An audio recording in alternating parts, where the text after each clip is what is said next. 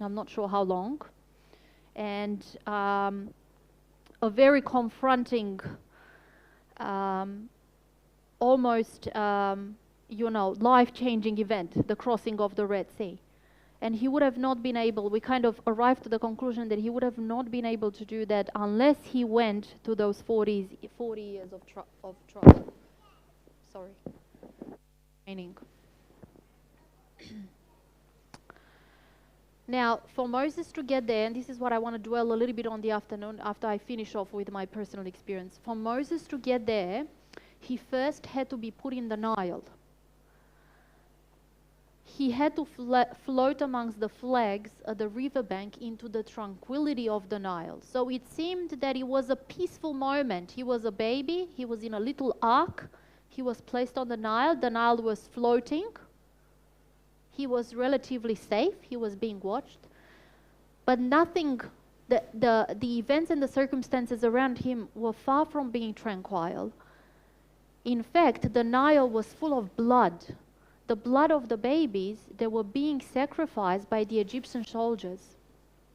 And more so, as the command was given by the Pharaoh, by Jewish people, to kill their children, I wonder how many Jewish parents conform with that command and kill their babies and throw them into the Nile because they were scared of the Egyptian command. I wonder that the spirit of prophecy doesn't talk about it and the Bible doesn't talk about it. But since we only find one ark with one baby on the river, it kind of makes you to wonder. And a further proof of that is that Amram and Jochebed, the parents of Moses, believing that a liberator would be born, and knowing that the time of Israel is drawing near, determined that their little boy should not be sacrificed. So listen closely to this. Faith in God strengthened their heart. And Hebrews 11:20 says, and they were not afraid of the king's command. They were not afraid. And this is really, really important. If the Bible emphasized this, that means that there were other families who were afraid and may have given in to the king's command. But isn't it a little bit presumptuous of Moses' parents to hope that their child will be the liberator? As a parent, do you think of your child as the next president or treasurer? Or I'm sure we all have big dreams about it, but weren't they believing too much? That perhaps we're going to spare this one. Maybe the liberation will come from this one. Now let me tell you, when my mom gave birth to me, this was still communism. And she had complication and she couldn't give birth to me. So technically she would have needed a C-section. But in communist times, C-sections were not allowed. And for her to have a C-section, a committee of doctors had to meet overnight or the next day to approve that C-section. And my heartbeat was really low, and I was strangled multiple times with the umbilical cord around my neck. And a doctor, it happened that he had his schedule clear and came and fought for my mother's life all night on the operating table and managed in the end to get me out, half alive, but it got me out.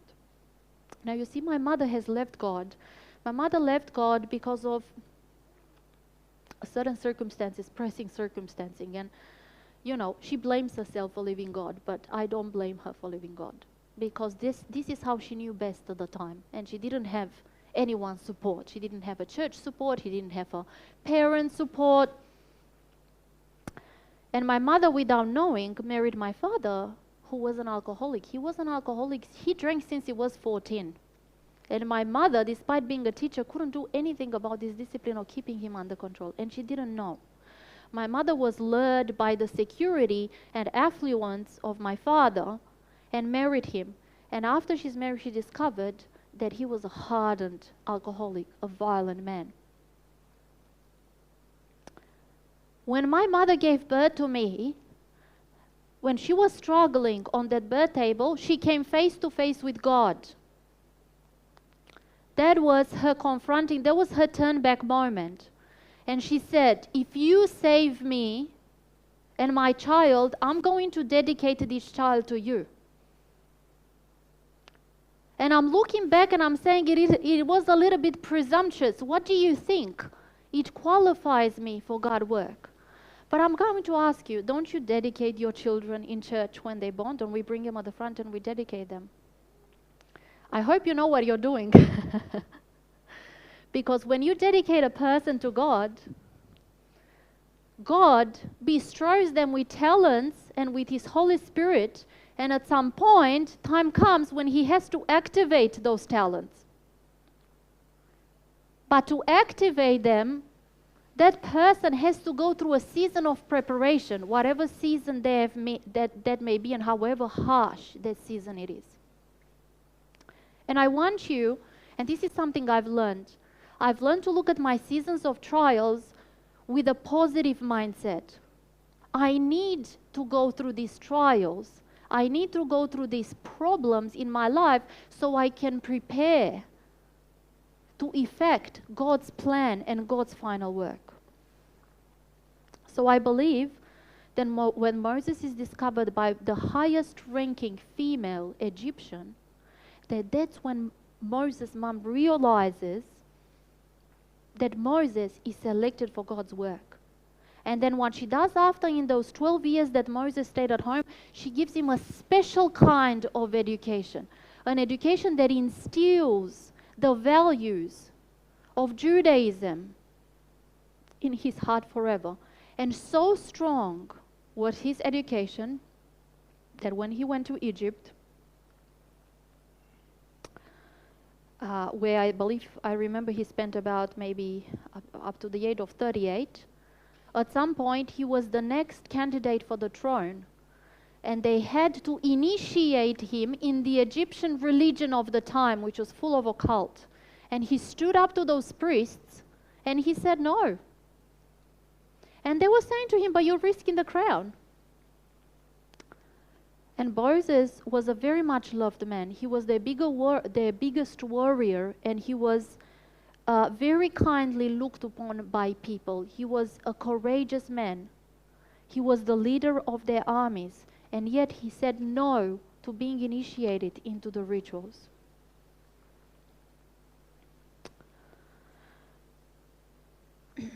Now Moses made a mistake. And because he made a mistake, because he thought he knew God and he needed to take things into his hand, he thought it was the right time to start a revolution. He was believing he was standing up for the right thing. He was standing for his brethren.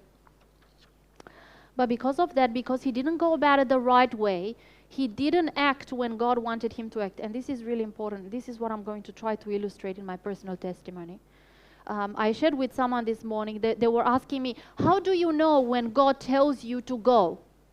Right? How did I know that I had to move from job to job? Well,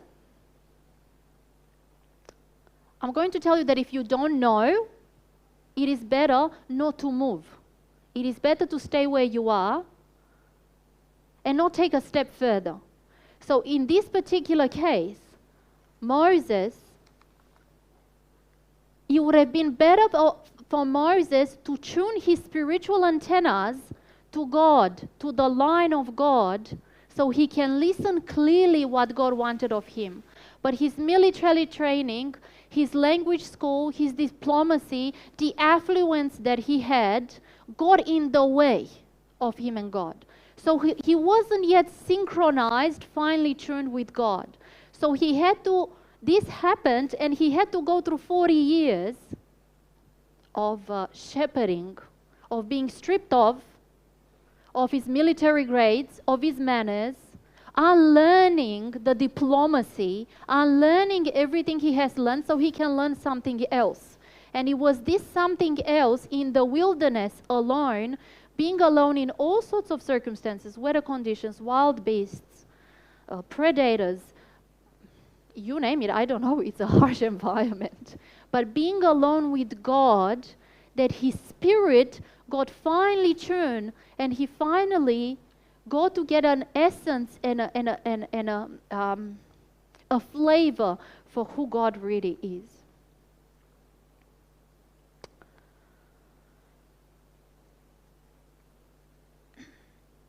Now, you may wonder why God doesn't answer our healing prayers. And you say, but the Bible says that God can heal me. And I prayed for healing and God doesn't heal me. And if God exists, He can. And why God doesn't do it? Perhaps He tried. He tried to heal me for 15 years. But perhaps I was doing something to impede His healing. Maybe I wasn't looking in the right direction. And God is looking at you and He's saying, I'm trying to convey this person a message. The person is not picking up the phone. I'm telling this person, but the person doesn't speak my code language because the person hasn't learned my language. Or perhaps the person doesn't trust I can heal them. You see, faith is not something we are born with or something we acquire overnight. And our pastor and our elders and the Bible, these are just guiding tools. They're guiding us to become closer and spiritually closer to God, to decode the Bible message, for us to train us. But faith is not something that they are going to teach us. Faith is something we're going to have to learn alone, you and God in a cave. And we grow our faith. The faith, you start with little steps. Just like I went through those school experiences and I started to build a little bit of faith. Whenever I encountered a trouble situation, I was hanging onto my previous experience, how God got me out the last time. And this is how you grow the faith, slowly, step by step.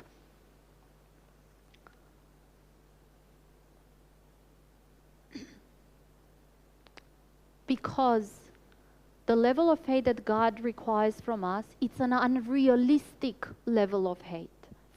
It's not humanly comprehensible. And this is why I'm saying you have to grow it slowly, just in the same way that you grow your bank account, slowly. Just in the same way that you grow your professional experience, slowly. I had to go and start in an admin role. I could have not possibly jumped from uni to an analyst role. I had to go and do certain steps. And it's the same with our healing. Because we're just humans. And because we don't speak God's language yet. Now, it was revealed to me that the level of faith that we need to have, it's something like this. And this is going to sound really strong, but bear with me. This is how I thought about illustrating it. You're in the middle of a hurricane. You are in your shelter. You sit tight in there. Eyes fixed on Jesus all the time. Eyes on Jesus. Hurricane passes. You come out. And when you come out, you are prepared to accept what the hurricane left behind, which is nothing, and start over again. This is something I had to learn. And what I'm sharing with you, it's biblical. Because this is what Job went through.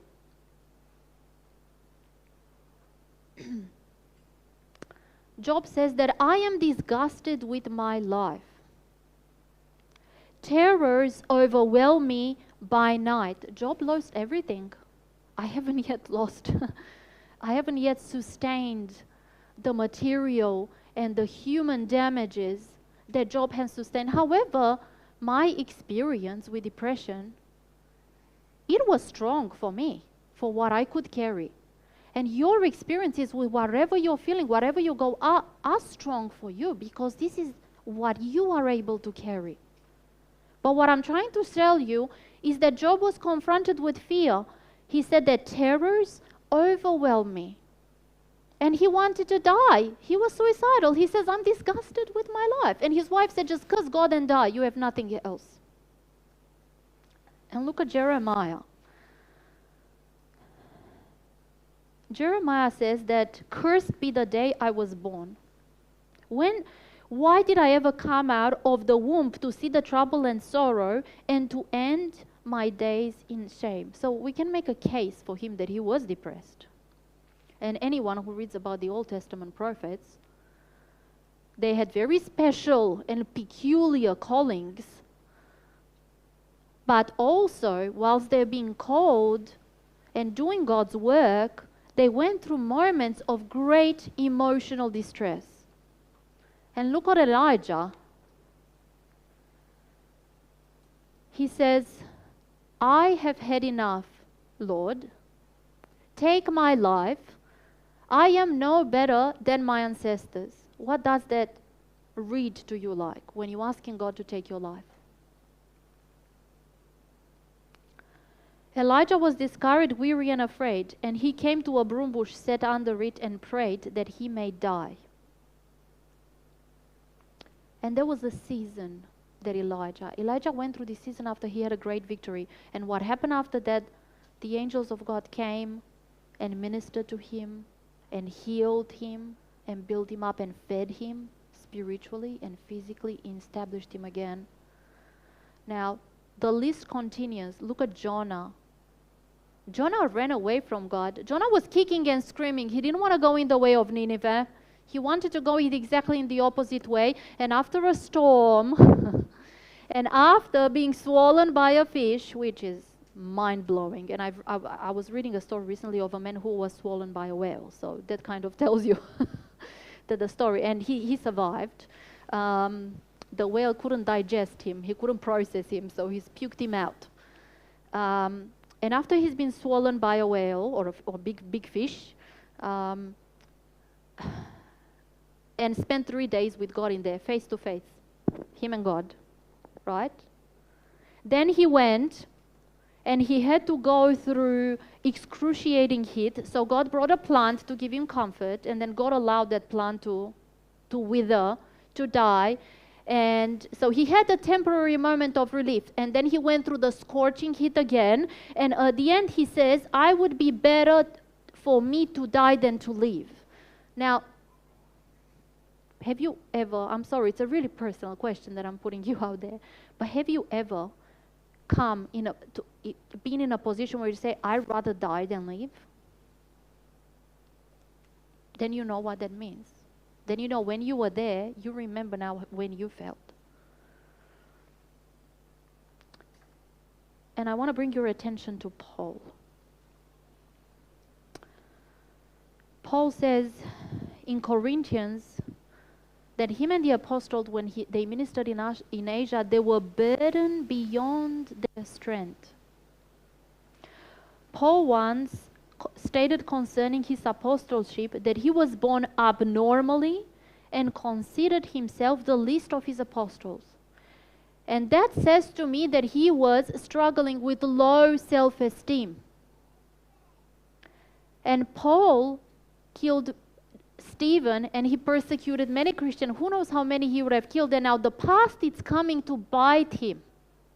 And fear and doubt tries to install in his mind.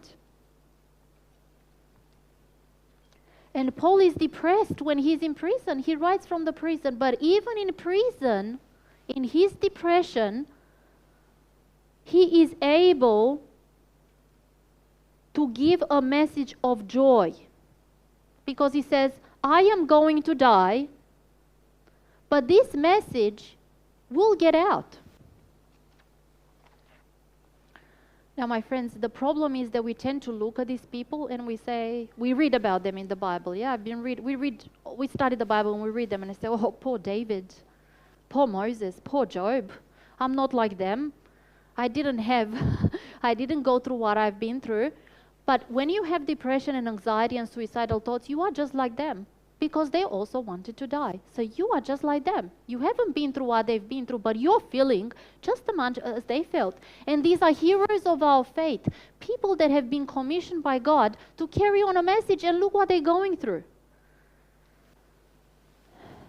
Now let me tell you something that is really, really important.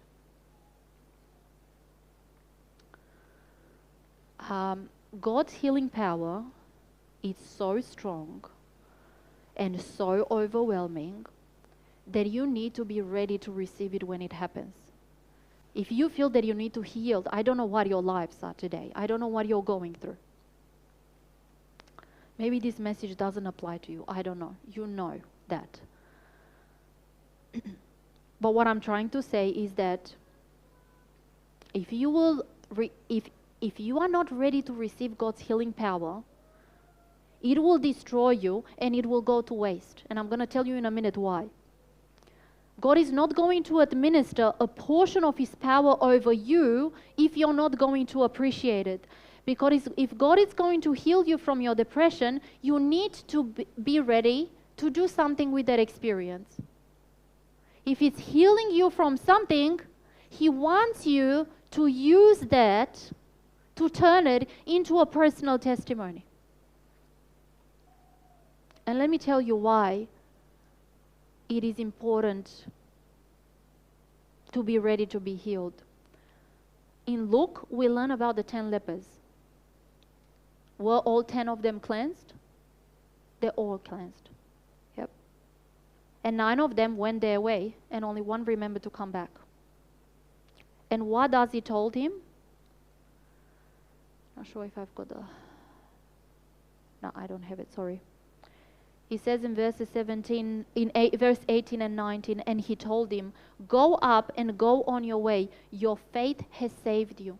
And he wondered about the other 9, what happened to them. They were cleansed and went their way, but they weren't saved because only 1 came back to thank God and to share the good news with others. So that's why I'm saying you can be healed, but it's going to stay at the level of healing. And this is sometimes why God is delayed, because we're not ready to receive it. Now,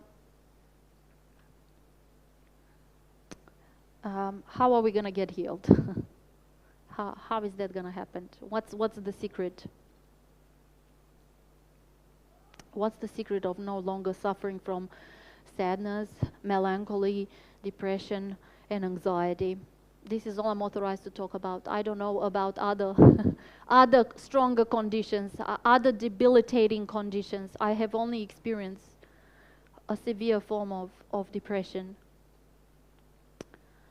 In the parable of the talents, we are told that when the master came back, he collected the output of the people that he entrusted the talents with, of those that were executing the master's will. And he got down to the final servant and he said, where is my interest? And he said, Master, I know you to be a hard man, reaping where you do not sow, and gathering where you're scattered no seed.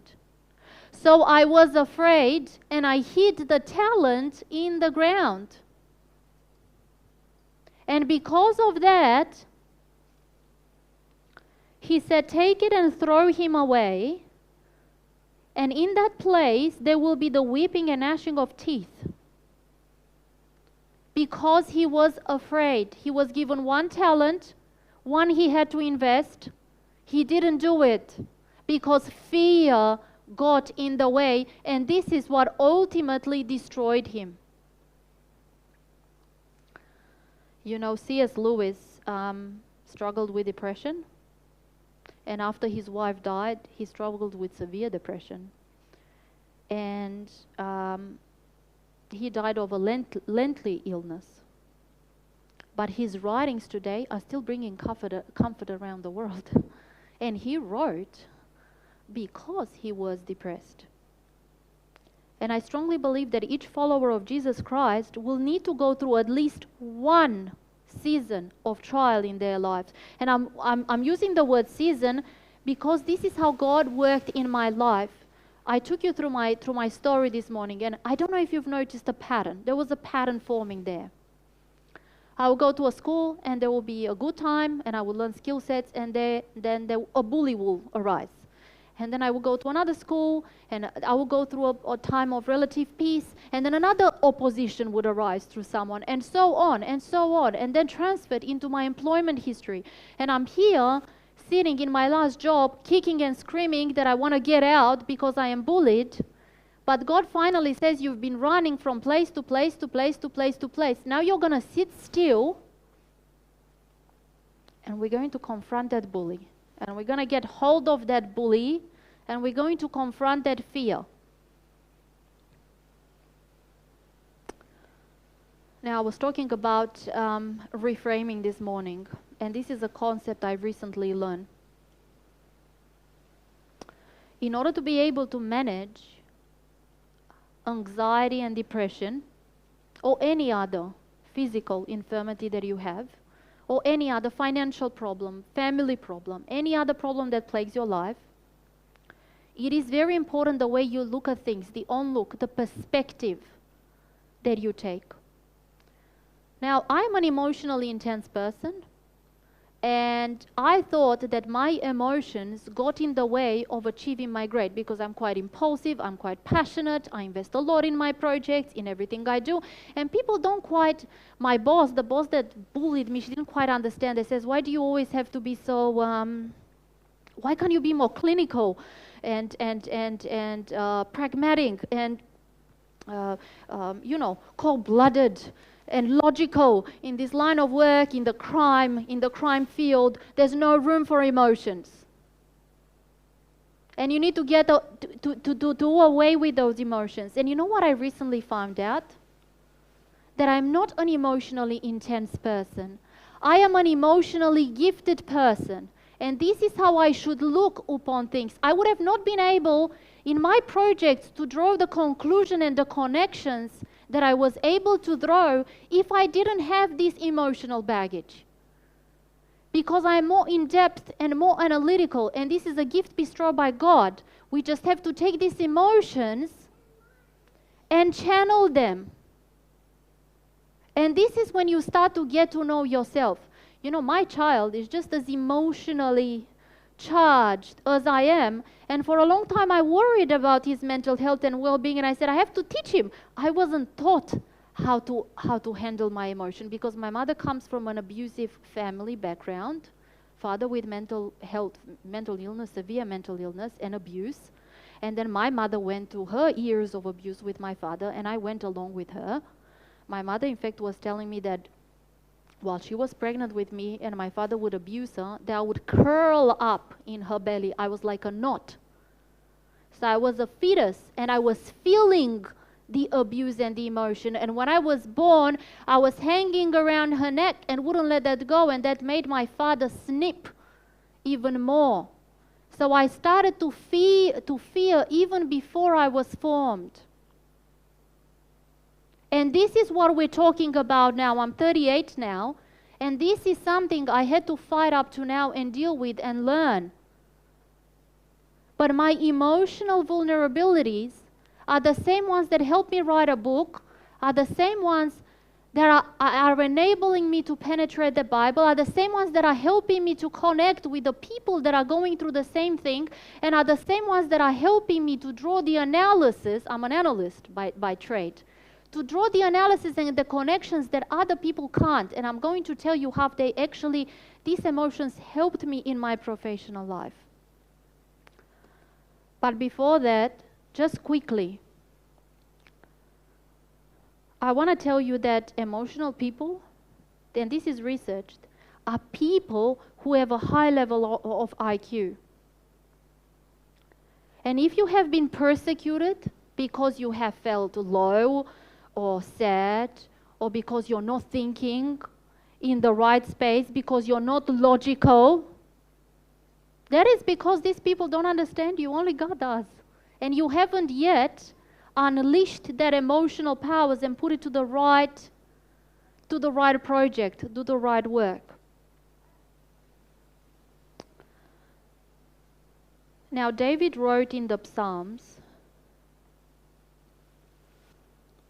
David wrote Psalms, many Psalms, while he was pasturing his sheep. And he wrote the Psalms when he was very happy, before he was anointed. Before he was anointed, he was happy, he was going about his business, playing the whistle, playing his harp, not the whistle, the harp, pasturing the sheep, fighting the lions and the bears, which I think he got quite a lot of pleasure in it, practicing that slingshot and he was happy, and he was writing many psalms, psalms that he needed later to rely upon when he was going to go through that period of troubles. Psalms that I needed to read when I was in Sydney, where I migrated and where my depression started. Every night I would pick up a psalm and I would hang on it. So that's what I'm saying. David sinned a lot. He was at his lowest when he ran from Paul for 15 years. Now imagine what it means to be wanted for 15 years, to be on the run for 15 years, to never be able to lay your head at night without thinking, I may be dead tomorrow. Then he committed the sin with Bathsheba and felt really low, and he lost the child as a result. But he continued writing, and the word refuge comes about over 40 times in the Bible. And let me tell you what David's life was. And this is the last hero of the Bible I'm going to use before I'm going to tell you my story. When he ran away from Saul, after he married his daughter Michal, David sought help from Jonathan so he can reestablish him in court. So at this point, David was relying on his close friendship with Jonathan to resolve the matters with Paul. So keep that in mind. He was relying on his friend. Then his wife Michal helped him to escape through a window and was never able to help him again, because she and David never had a marriage relationship after that, because she lied. She said to her father that David tried to kill her. So David relied on his wife to take him from A to B.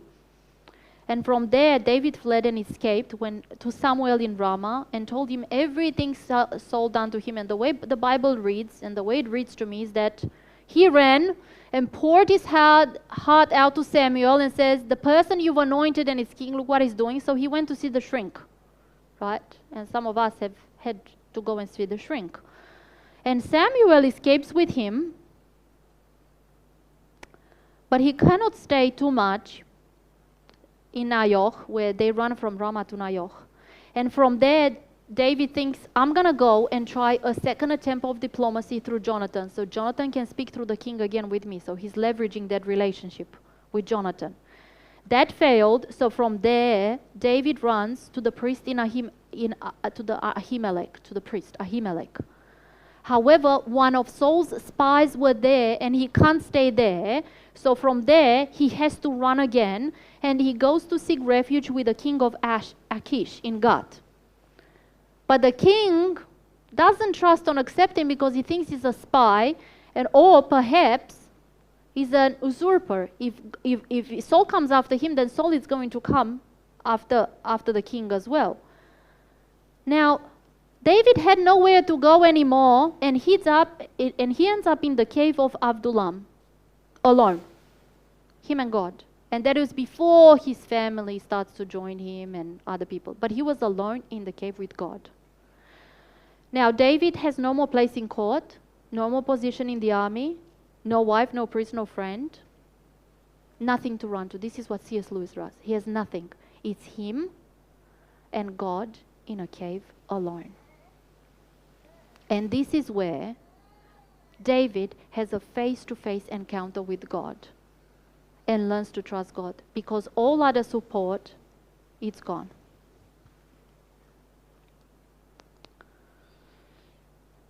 This is King George III, also known as the Mad King. King George was suffering of bipolar depression. And they thought he had something else. He had a condition of the nerves. But now they've done research and discovered that King George suffers of depression, of bipolar, in fact, which is the other opposite end of depression, right? And because he was a very good king and he did a lot for his people, but because of this debilitating condition, from time to time, he had to disappear from public life, which wasn't good for his reign either, because people were always questioning and people wanted to know if he was sick so they can take the crown away from him. Now, Many doctors tried to heal him. They didn't know what it happened. Science wasn't advanced. We didn't know about mental health back then.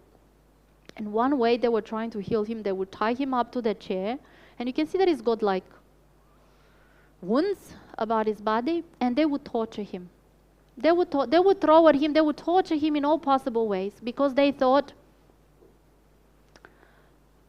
if they exposed him to fear, then he will be able to cope with these thoughts and the voices that he will hear in the head at night and that they were scaring him. So we thought, we're going to get the fear out of him with fear.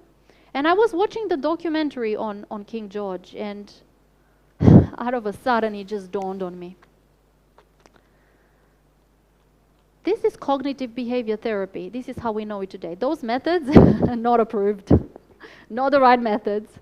All right, we're not encouraging that. But today we have cognitive behavior therapy. And in cognitive behavior therapy, a person is exposed to situations that cause anxiety, like going into a crowded public place or being exposed to a stimulus that they do not accept over time until that person accepts that. And that's when I realized why it happened to me to go through this bullying incident for 4 years and face that fear. I was allowed to confront because the only way that I was able to control the fear is by being exposed to fear and accepting the fear. And once I learned to accept it through the power of Jesus Christ and his blood that died on Calvary for me, because I couldn't do it alone, then I no longer felt fearful. And let me tell you, during these 4 years, I was trying to get out. I wanted to walk, to go to work. I would be about to leave my house, and I would get the handle of the door and try to go out. And I couldn't go because I was so afraid of what people can do to me. And this was all built up in my head. It was my perspective. And what could they literally do to me other than, blame me for some error, for some mistake? It wasn't the end of the world, but in my head it was amplified. And the only way to heal was to do CBT. Now, many Christians ask today, why does God allow it? And right now in our lunch break, I was confronted and I had to answer that question.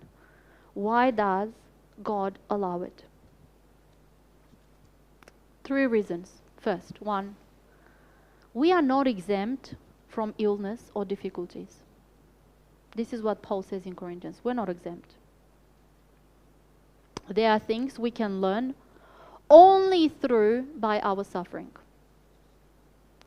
Second, Paul goes on to say in 2 Corinthians 1 that we have problems and troubles as Christians so that we have confidence in God alone. Moses had to go to the desert to be with God alone. David had to go to the cave to be with God alone. When I was going through the work, it was at some point where my counselor, my medication, my husband, my mother, my friends couldn't help me. It was me and God alone. Third, Paul goes on to say, we have troubles and problems like depression, so that we can claim the promises of God. He is the one who has anointed us, and He is the one who is able to make us firm. And I believe that every one of us here have been anointed, have been dedicated, have been called. Some of us were called when we were born. Others met God Jesus later, and they were called later. But we all have a project that needs activating, that needs execution. Finally, in Matthew we read that we will be hated and persecuted by all nations. And in Revelation we read that this calls for the patient endurance of the saints. Now, note that Peter walked on water. When did Peter walk on water? Only after he went through the great storm that night. Matthew says in Matthew 14:22-23 that whilst Jesus was playing on the mountain, the boat that the disciples were in which Jesus pushed them to step in, he sent them to take the boat. That boat was battered by the waves. And it was only in the morning that Jesus came to them walking on water. And Paul initially got out of the water, and he has his eyes fixed on Jesus, and he starts walking. And then he gets discouraged because he sees the strength of the wind, and that's when he drowns. So Paul managed to conquer that fear initially by looking. What was the secret? Eyes on Jesus. Eyes on Jesus at all time. And the minute he took his eyes off Jesus, he drowned.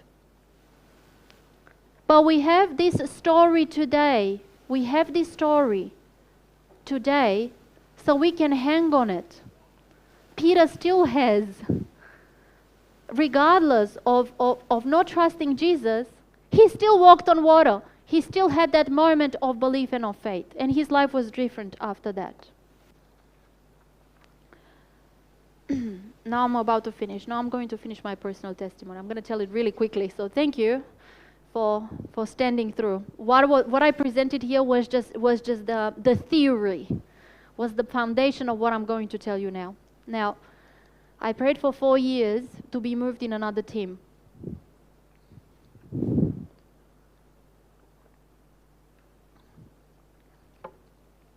And my manager, towards the end of my time in this team, decided that I'm not a good analyst. And she said that we're going to put you on a different career pathway, and you have to sign to it on your personal development folder. She coerced me into agreeing that I'm not a good analyst. And by this time, my self-esteem was not existent, right? So I signed up to being moved to another area. There was a project area, and I didn't want to go. And that week, she was about to move me there.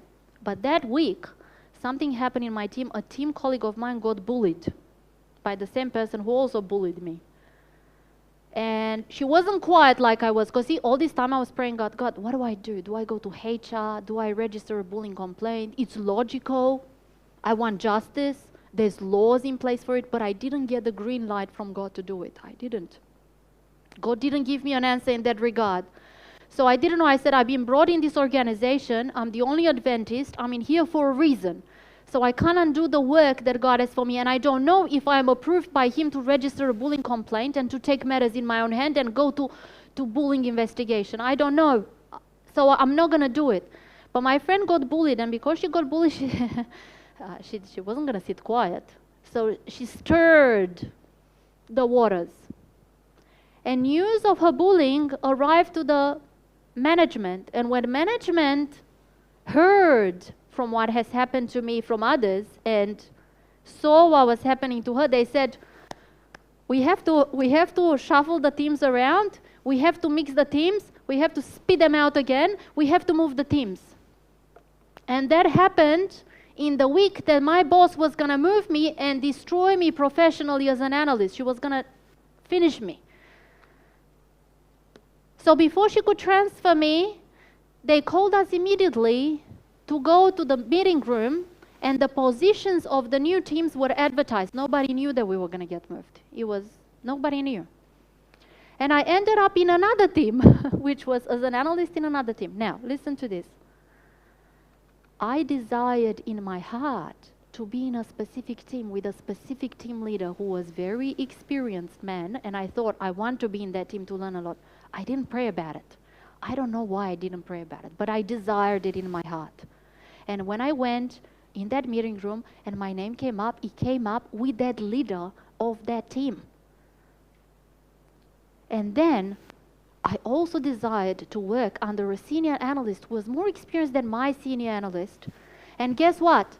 My senior analyst from the other team was going to follow me into this next team. And I said, that's all right. Look, I've been moved to another team. That's fine. I can put up with him for another 6 years.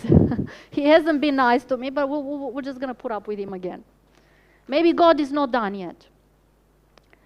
So when I went to speak to my new team leader, he said, Andreea, I have to bring in another senior analyst because this one that you've come with from another team doesn't know the project, and I need to have another senior analyst. And guess who brought in? the person that I wanted to work with there. Second miracle, yep. By this, I haven't prayed for any of this. And I'm feeling, God, you know my thoughts and my desires? And you're watching closely over me, and you moved me just before I was about to fall, and you've given me all these extra goodies that I haven't prayed for. I'm starting to step out of the board, yeah? We're preparing to walk on water. And then I came with a project that I brought across from my team. A project that God, through the inspiration of God, I discovered, and I started working on it proactively for about a year. When my new senior analyst heard about the project and that the project is going to get approved, let's just say that he became a little bit jealous, right? Because this was work that every analyst dreams about discovering and doing, and at least hits at least hit the jackpot once in their career. And I was hitting it round, but not because of me, because God gave me this, all right? And that's a separate story. So he thought, let's see how much she can withstand. And she said, I'm going to need 3 reports from you in 2 weeks, and you're going to give those reports to me by this date. And I said, but, this project you've been working on, you work for 1 year. I don't know your project. I've just been moved, and I need to adjust, and I don't have time. And you're asking me for 3 reports now. So I said, okay. Well, I started writing them, and I had all possible obstacles in the way. My systems would fail. I couldn't log in. System breakdown. I would lose my user access. I even lost a report. The database didn't save it. Everything. Now, when the time was to hand in the reports, he said to me, let's go take a trip around the block. So I went with him for a walk around the block. And he said, I haven't seen your reports yet. You've got 5 minutes when we get back in the room to send me the report because they're required for decision making. Now. So I said, all right. So I went in the bathroom and I prayed. I had nowhere to pray. I'm sorry about the echo. It's a bit strong, sorry. I had nowhere to pray. Right? We didn't have chapel there. Now all these workplaces have chapels and they've got fancy first aid rooms. So I went in the bathroom and I said, God, don't know. I don't know what's going to happen. I am your child, my professional skill set. That woman who bullied me in the other team said I'm a bad analyst. So what's this team going to say? That I'm a bad analyst again? Are you going to let me fall? What am I going to do? I went back to my desk and my team leader comes and says, Andreea, don't worry about those reports because the person that you were supposed to give them to is in hospital. It just happened now. And we're not going to read those reports for 1 month. And we don't need to act on those. 1 month, it was what I needed to get the reports done to a level that it will blow the mind of my team. It blew my mind because I didn't write them, Divine Providence did, right? And then he also said to my team leader, he said, you're not going to boss her. He said it in nice terms. It hasn't yet been approved through the line of management that you're going to manage her and the other analysts. So for now, I am going to manage them. Now, news of my project was spreading through the organization, and my bosses requested a final report be done so they can approve my project. Whilst I was supposed to write this final report, I've been put through a course, on an advanced course, an expensive course, a course I wanted to do, and I won the spot on that course. You know, I desired it in my heart. I said, oh, I would really like to go to this course. This is a rare opportunity. And I put in an application. I said, but there's so many people here. There's so many good analysts in here. It's so competitive. I am not at their level. And guess what? The director called me and says, your application was the only worthy one and you're going to the course. So I went to the course for 2 weeks and they paid for me to go to another week to the most advanced course. Now, I'm making a parenthesis here. Listen what was happening in the background. 5 months ago, I applied for a job in a federal agency and I haven't heard from them back again. But whilst I was going through all these things and I've been moved to the new team, that federal agency was working to create a spot for me to recruit me into a different spot. And because they didn't have that spot, they didn't reply to me and they didn't say anything to me until after I went to this, it was prior to me going to this course, they called me and they said, we're gonna give you the job. And I said, okay. And I thought, oh, I already signed up to the course. They're gonna be upset, they paid a lot of money. And also, I've been moved to another team and I'm relatively happy in my team. So I said to her, okay, I'll take the job. But the job never came. The position never came, as they said, we're gonna send it tomorrow, it never came. And 3 days later, I received a message saying that I'm on the waiting list, I'm on the short list. And I said, that's fine, because my mother and husband said, are you crazy? You've got a child, now you're gonna jump into a different agency, you have to start to learn everything again. Why put pressure on yourself? Stay where you are. God moved you to another team, stay there. If that job came through, I would have declined it. So something happened. They couldn't progress the paperwork, and this time I used it to go on the course to get my project done. Oh, by the way, whilst I was on the course, a sister team of mine decided that they liked my project and they got to write a report. And when I logged in from the course, because during this course, I was learning things about my project, and God was helping me put A and B and C together with this course so I can come back, execute the project. And this course has nothing to do with my project, but it was divine inspiration. So whilst I was there, this unit, the bosses required a report. So what the unit did, tasked one of the analysts to write a report. And when another analyst writes the report on someone else's job, they have to add value to that. They can't just rewrite what. But what this unit did, what this analyst did, copied my report, put their name to it, sent it to the director, and got the credit for it. And when I came back, I was told that my project has been assigned to another team. And guess who was the team that the project was assigned to? Who put their hands up? Who heard about the project and put their hands up? My old team leader who's been persecuting me for 4 years. Because she knew I was working on something that I wasn't sharing. And because it was divinely inspired, it was really good. It was something really, really good. Something that no analyst could get to. And as it turns out, my team leader didn't have work for 2 years. She was keeping me without work and giving me crumbs here and there. So that's why I started the project, because I didn't have work. So I said, I have to work. I'm getting paid. I have to work. I have to produce something. But she didn't have work either. And when she saw news of the project, what the project could be, because she was experienced, she knew what the project could be, she says, I'm going to do that. And bosses, not knowing the underlining, gave her the project. So when I'm coming back to nothing. Everyone gave me a pat on the back and said, well done, good job. You've done what? Now let it go. Let it go. So you guys have plagiarized me, stolen my work, and I have to go. And I called my senior team leader and I said, look, this is plagiarism. And this is an integrity agency we're working for. This one, I'm not going to let it go. And he said, if you want to make trouble for yourself, stir the waters. Start stirring things. And the next day he called me at home, deranged by the fact that I dared to suggest that someone has stolen my work. And he said, listen, Andreea, you're new to this team, so pay attention.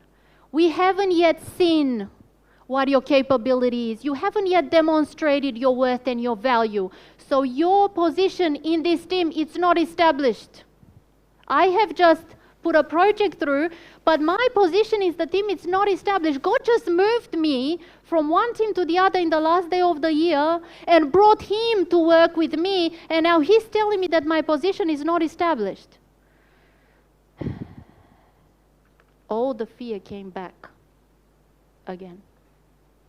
And all weekend, I twisted, I turned, I went to church, I was listening to the pastor's sermon, I was trying, I was hanging on to God.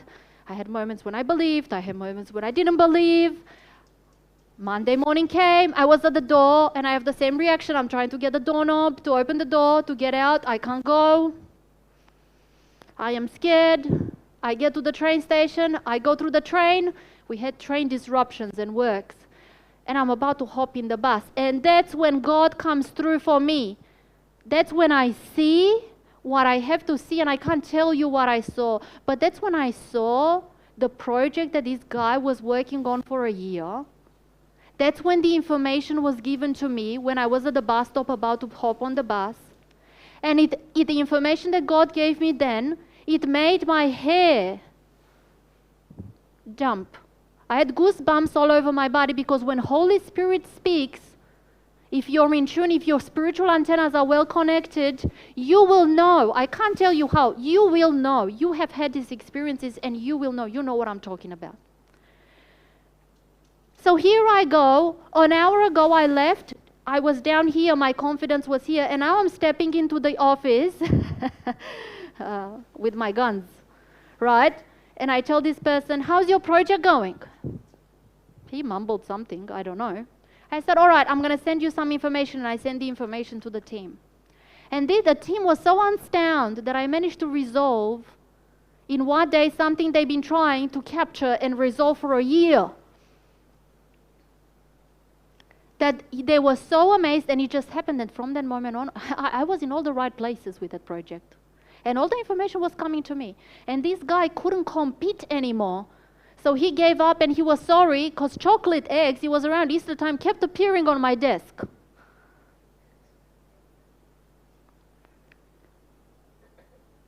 Now,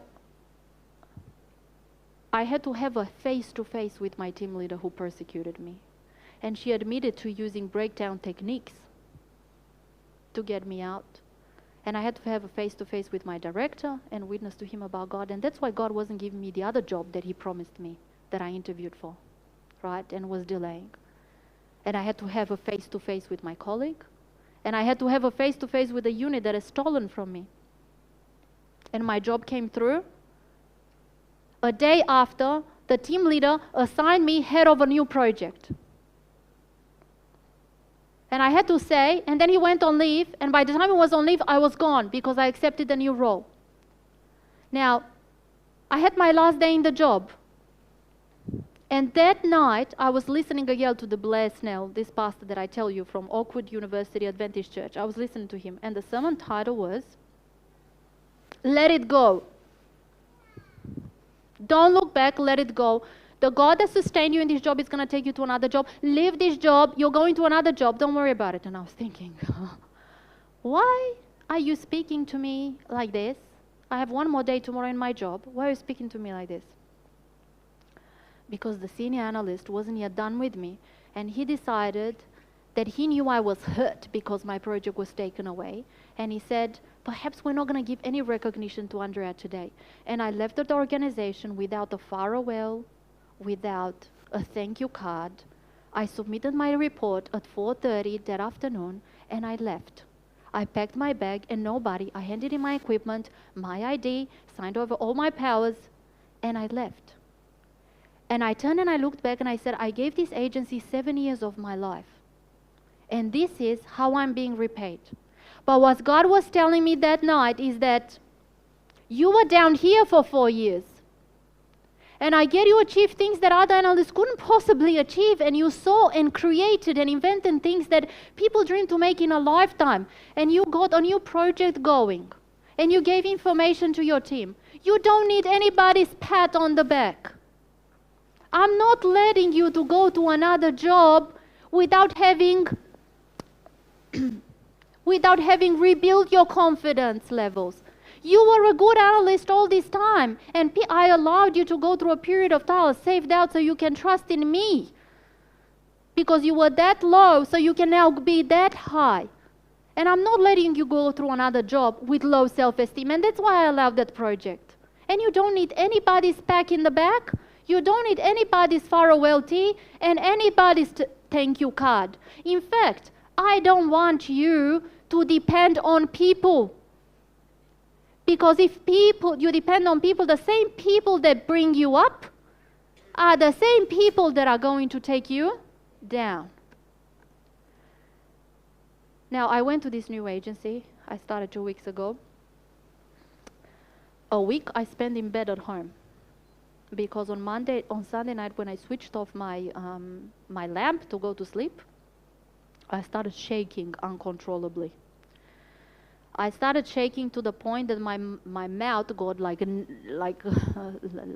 I don't know, got numb. I couldn't move it anymore. I couldn't get myself out of the bed to jump in the shower to warm up. I didn't know what that was. But for a week I was in bed with fever and sweats and no other symptoms. And they tested me and they've done all sorts of blood tests, and I'm still doing blood tests so they can find out what I have, and they don't know what I had. And this is how I started my new job. And when I started my new job, one by one my team members came to me and said to me, Andreea, we don't know what the people who hired you thought, but we have been in this unit for 20 years. We've practically been born in this unit, in this organization. We've grown in this department. And after 20 years, we're struggling with the systems that you now have to come as an external and work. And this is craziness. You're not going to be able to do the work. And another person came and said, perhaps it was the theatrics that you pulled at the interview that got you this job. And I was thinking, yes, it was. It was God's theatrics. God was working on this for a year to bring me here. And these are the circumstances. He's brought me here in my interview. I had it in December, and I was promised the job in December. Towards the last week of the year, it didn't come through. You know, everything happens with me in December. It didn't come through. It came through sort of in March. And when he told me that, I said, keep wondering, my friends. Keep wondering. I want them to wonder. Because they will have to, soon they will see Jesus coming through. They think that if they've been there, they're only the ones who are able to resolve what they were able to resolve. And that I can't because I don't have the experience. But let me tell you something. What I cannot do, God has trained me up to this point. And I've got more experience than them. But what I won't be able to fulfill, God will fulfill for me. He will give me the information at the bus stop. He will be there. And now I am stepping into this with my big brother Jesus around my arm. This is how I'm stepping into this. And this is a different mentality that I employed than when I started my first job. And now I don't fear anymore. Because I know that God is about to do great and wonderful things, because this unit has to meet Jesus. My dear friends, in conclusion, Jesus loves us so much, that he allows us to come head to head with our fears and infirmities, so we can overcome that through the power of Jesus Christ, through his blood. But God wants something extraordinary from us. He wants to take our fears and put them to his service.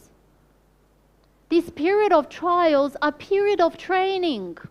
This is how you should look upon them. We are being trained. And only then I learned and understood Matthew 6:25. Do not worry about your life. Finally, after 15 years. Cast your cares on the Lord and he will sustain you. He will never let the righteous be shaken. And above all, you will walk on water. I promise you that. Amen.